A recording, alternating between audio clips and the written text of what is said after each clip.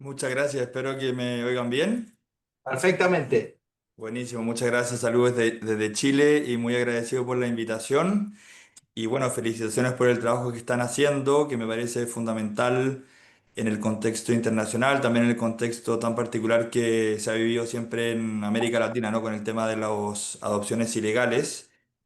Bueno, como decía Juan, yo soy el director ejecutivo de la Declaración de Casablanca para la Abolición Universal de la Maternidad Subrogada, que es una ONG basada en Francia, en París, que reúne expertos de todo el mundo para informar a la opinión pública y a los poderes de los estados, a las instituciones internacionales sobre los peligros y las amenazas para los derechos de los niños y de las mujeres del mercado de la maternidad subrogada y promueve activamente un tratado internacional para abolir esta práctica.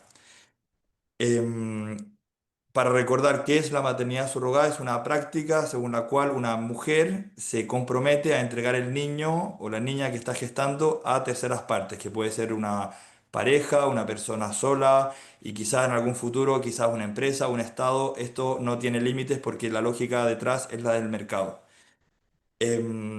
Esta práctica, desde nuestro punto de vista, desde los expertos de la Declaración de Casablanca, es una herramienta, una técnica, un mercado que viola los derechos del niño y de las mujeres y en particular la Convención de los Derechos del Niño, el derecho a la identidad, el derecho a ser educados por sus padres, el derecho a no ser traficado ni vendido.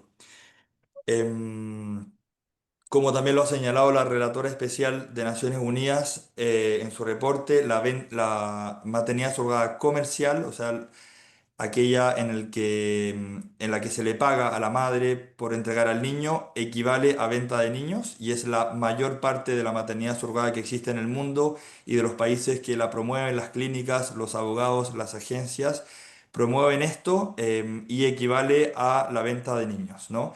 Y como señala el mismo reporte, la maternidad subrogada dicha altruista o solidaria, entre comillas, muchas veces esconde, encubre también una venta de niños, pues está estudiado que la mayor parte de las mujeres que se comprometen a entregar al niño a través de un contrato lo hacen por necesidad económica u otra, pero en muchos casos reciben una compensación escondida para entregar el niño, lo que equivale también a la definición de venta de niños del protocolo de la Convención de Derechos del Niño.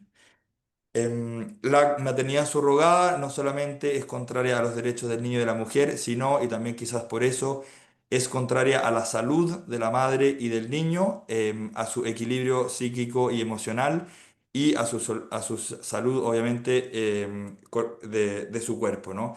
También hay estudios sobre esto que lo demuestran y numerosos testimonios de madres subrogadas, de niños, y quizás algunos vieron hace algún par de días solamente en el diario La Nación de Argentina, se entrevistó a la portavoz de la Declaración de Casablanca, Olivia Morel, militante feminista francoamericana, nacida por maternidad subrogada en los Estados Unidos en 1991, que explica las consecuencias que esta práctica tiene por el hecho de ser separado de la madre gestante al nacer y de ser separada de su país de origen y tantos otros elementos. ¿Por qué hablar de maternidad subrogada en el contexto que los reúne a ustedes sobre la adopción ilegal internacional? Me parece que es completamente pertinente, también por eso agradezco mucho la invitación, porque la maternidad subrogada muchas veces es comparada a la adopción. Sin embargo, estas dos instituciones o prácticas son completamente diferentes. En la primera, la adopción, y lamentablemente no he podido escuchar las otras intervenciones, pero me imagino que van mucho en ese sentido, es una institución que intenta reparar un daño que se le ha causado al niño por diversas circunstancias de la vida, guerras, muerte de los padres, separación o incapacidad de los padres, abandono, etcétera. En todo caso, el interés del niño es lo que está al centro de la adopción. O sea, el niño tiene derecho a tener una familia y el Estado, la sociedad, las comunidades tienen el deber de encontrarle la mejor familia que le corresponda a ese niño por idoneidad de los padres, etcétera. Por su tradición cultural, por su país, por su lengua materna. En- Al contrario, la maternidad surrogada es completamente la lógica inversa, es una lógica de mercado, es el deseo de los adultos, que es legítimo, ¿no? De tener niños, pero es un deseo que se transforma de alguna manera en un derecho que no existe, que no está reconocido en en la Convención de Derechos del Niño ni en ninguna convención internacional, de poder exigirle a una mujer por contrato que entregue su niño, que le venda a su niño, ¿no? En esta práctica es el deseo de los padres o de los comitentes o de los clientes, como se les quiera llamar, que está en el centro de la práctica. O sea, es a esos adultos se le busca un niño que ellos quieren, ¿no? Lo que es completamente contrario al derecho superior del niño. Es la lógica, como decía, inversa. En un caso se busca una familia porque ese niño tiene derecho a tener una familia y en este otro caso se le busca un niño a una pareja o a una persona que desea tener un niño. En la maternidad subrogada se organiza la venta y la entrega de un niño, se le separa de su madre y en muchos casos se le lleva a otro país. En la mayoría de los casos, de hecho, pues no he podido explicarlo al principio, pero esto es un mercado global en que los países ricos recurren a países pobres o a regiones más pobres donde hay chicas, mujeres que están dispuestas a, por su situación personal, a arrendar su cuerpo, a someterse a la voluntad ajena de personas extranjeras para someter su cuerpo y finalmente entregar un niño. Es escalofriante también los casos que da a luz la prensa, de casos, por ejemplo, de redes de pedofilia, de personas que han sido condenadas por pedofilia, por abuso de menores que sin ninguna barrera acceden a la maternidad subrogada y se procuran niños. Lo que obviamente en la adopción puede pasar, pero hay muchas más barreras porque está todo el control judicial, no sé cómo es el sistema en Argentina, pero hay muchas más barreras a la entrada para poder adoptar un niño. En la maternidad subrogada, como es la lógica del mercado a la que opera, esto es completamente abierto. No hay ninguna barrera ni de edad. También hace poco en la prensa británica se exponía como personas, parejas ya de avanzada de edad, 60 70 e incluso 80 años de edad, tenían niños por maternidad subrogada en países extranjeros, se los procuraban. Uno puede pensar después todas las consecuencias que eso puede tener para para esos niños que van a tener padres muy ancianos cuando ellos estén atravesando la adolescencia, etcétera. En la adopción se prohíben los acuerdos previos, se prohíben los pagos, lo que es completamente contrario a la lógica también de la maternidad surrogada, que es un acuerdo y un pago, ¿no? Eso también supongo muchos de los presentes lo saben, de los profesionales de la infancia. En la maternidad surrogada no es una selección de un niño, no es la compra, sí, en la adopción internacional, perdón, no es la compra de un niño, no se puede acordar con la madre que quiere, que esa pareja va a tener ese niño lo que en la maternidad surrogada es la lógica misma de la técnica. La adopción, como la Convención de la Haya lo ha hecho, merece ser regulada y no prohibida. En cambio, desde nuestro punto de vista, y ahí no concordamos con con lo que está haciendo la Convención de la Haya en la Conferencia de la Haya, la maternidad surrogada no puede ser regulada, sino solamente prohibida según los estándares internacionales y en acuerdo a la dignidad de la persona humana. La maternidad subrogada se asemeja a la adopción ilegal. De hecho, se podría decir que la maternidad subrogada es una especie como de contournement, se diría en francés, como de darle la vuelta a la adopción internacional. Es saltarse todo lo que se ha hecho en términos de adopción internacional para procurarse niños directamente sin ninguna barrera. En la maternidad surrogada, lo dicho, como en la adopción ilegal internacional, el niño queda privado de su derecho a conocer sus orígenes, muchas veces es traficado, se le cambia de país, es separado de sus padres biológicos, muchas veces se le niega también o nunca se le cuenta que ha sido concebido y traído al mundo por maternidad subrogada. La maternidad subrogada es una elusión de la adopción y de la adopción internacional en la mayoría de los casos. Por estas razones y por la actualidad de este tema, que me parece interesante que se hable más, la maternidad subrogada es hoy día un mercado que equivale a 200.000 millones de dólares.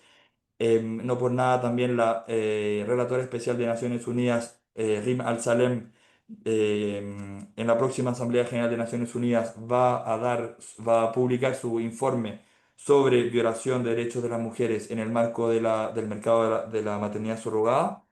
Los invito a seguir reflexionando sobre estas cuestiones y apoyar la Declaración de Casablanca, apoyar la abolición universal y a seguir defendiendo los derechos de los niños. Muchas gracias. Gracias, doctor García Larraín. Aquí la diputada Banfield quiere hacerle una pregunta, si es tan amable. Sí, por favor.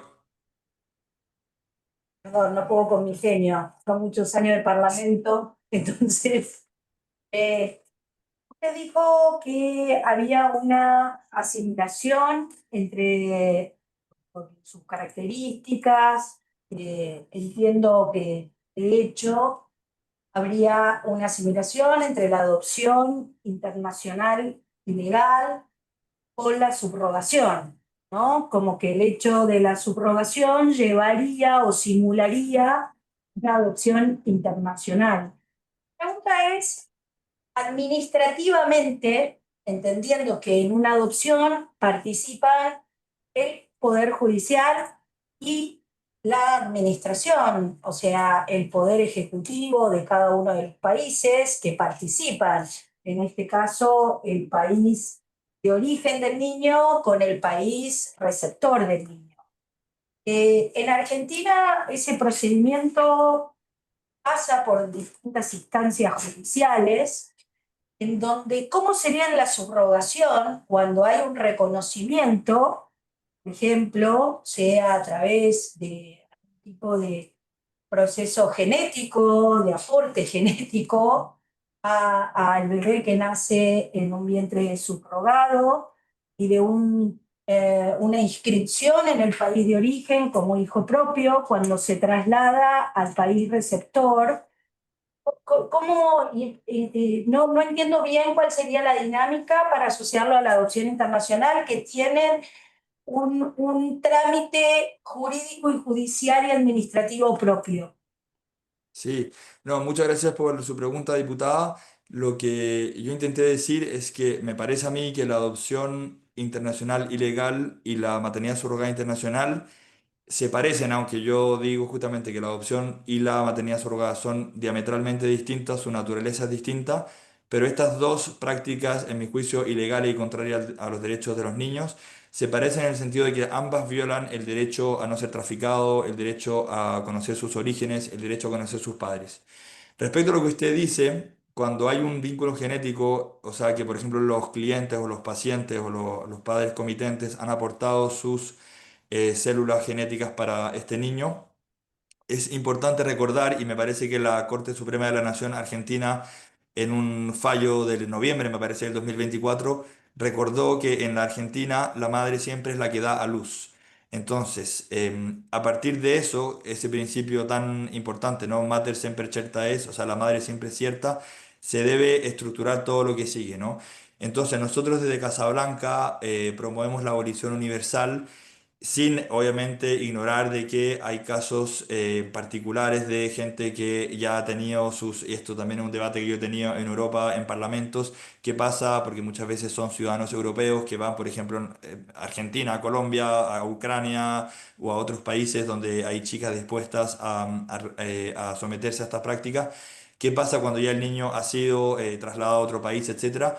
Me parece que, como también lo recordó el Tribunal Supremo Español hace poquito, hace un par de meses, la adopción, o sea, perdón, la filiación se fundamenta en lo biológico, o sea, en lo que decíamos antes, quién dio a luz al pequeño o a un proceso de adopción, pero nunca un contrato, un acuerdo entre privados, un acuerdo que se asemeja muchísimo a una venta, puede dar origen a una filiación. O sea, no porque yo o una persona tiene un contrato con una madre subrogada, ese contrato es nulo, al menos en derecho francés y me imagino que en el derecho argentino también por la indisponibilidad del cuerpo humano, un contrato que se asemeja también muchísimo a la servidumbre, en el sentido de que la mujer queda completamente sometida a la voluntad de personas con mayor poder adquisitivo, que vienen de un país que quizás muchas veces no entienden ni la lengua ni lo que están haciendo en muchas ocasiones.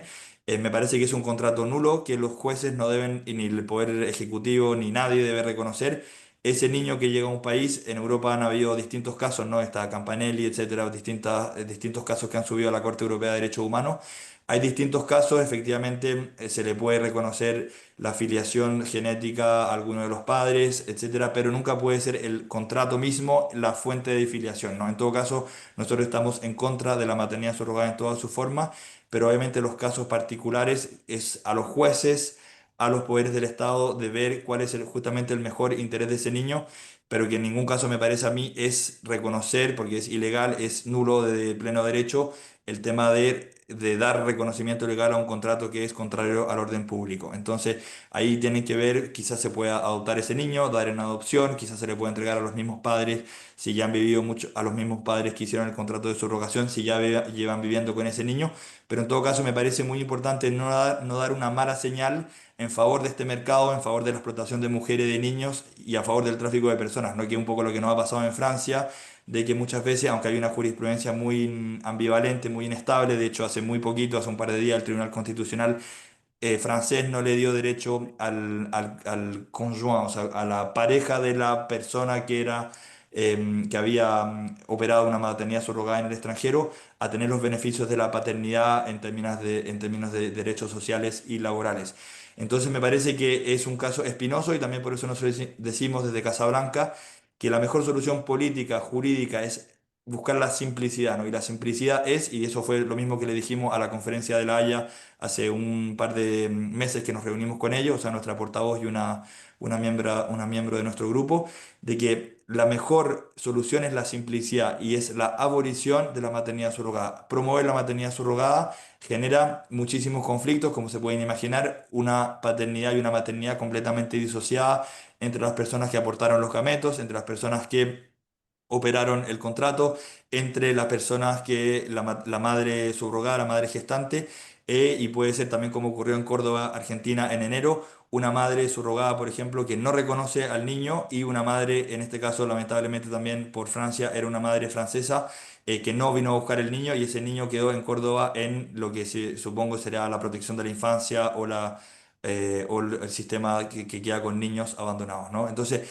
a nosotros nos parece que la maternidad subrogada es un riesgo inmenso y que ninguna solución es la buena, que ya es una violación del derecho del niño el mismo hecho de haber operado un contrato de maternidad, de haber ejecutado un contrato de maternidad subrogada. No sé si fui más o menos claro. Sí, muy claro, doctor. Disculpe gracias, Karina, por la pregunta, gracias por la respuesta. Entonces, lo despedimos en su intervención, doctor García Larraín, excelente. Y bueno, hay que incorporar el tema de la paternidad subrogada. Seguramente ha estado por ahí, ha preguntado mucha gente a raíz del tema de adopciones internacionales.